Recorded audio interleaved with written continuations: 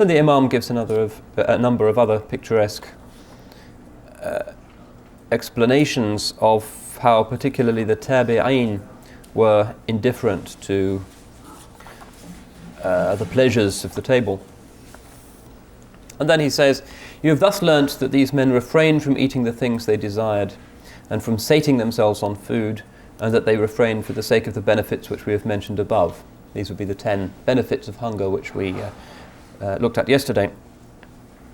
"This they did with regard to certain foods which, although lawful, were not entirely pure in their eyes, so that they did not permit themselves to partake of them save in that quantity which was quite indispensable. The things which one desires are not indispensable. Abu Sulaiman ad-Darani once said that salt is a desire, since it is an addition to bread, and everything more than bread is a desire. This constitutes the utmost limit. That's as far as you can go in this form of austerity, this type of zuhud. But whoever is unable to attain it should not be heedless of his soul, or become engrossed in his desires. It is sufficient extravagance for a man that he eat all that he desires, and act in accordance with all his whims. Therefore one should not be in the habit of eating meat. It was said by Ali, Karamallahu wajha, that when a man renounces meat for 40 days, his character deteriorates, and when he eats it regularly for 40 days, his heart is hardened. This Islamic answer to vegetarianism. You can't really be a Muslim vegetarian, although there are such people. There are Muslim vegetarians, but there is no Muslim vegetarianism, because of course it was the way of the Rasul alayhi salatu wasalam to eat lamb in particular. Kana yu'jibuhu al-katif, he liked the shoulder, but how rarely he ate it, only when it was given to him, when he was invited. So the Imam goes on to say, Imam Al-Ghazali, "It has been said that to eat meat regularly results in an addiction similar to the addiction to wine." And I think those of us who've gone without meat for extended periods will realize this, that there is a certain dependence.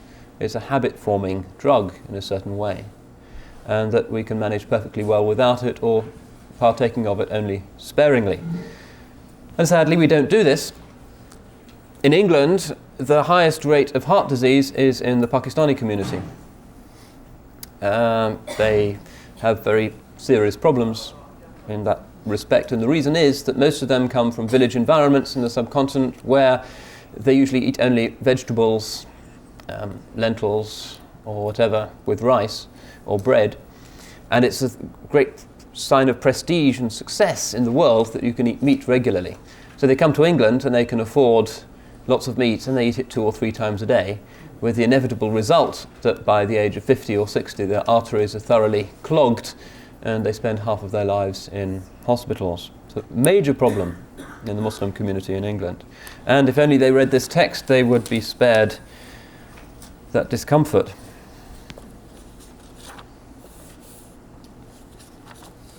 I think that's all we need to investigate with regard to this particular chapter and these 3 methods: what you eat, how often you eat it, the accompanying attitudes.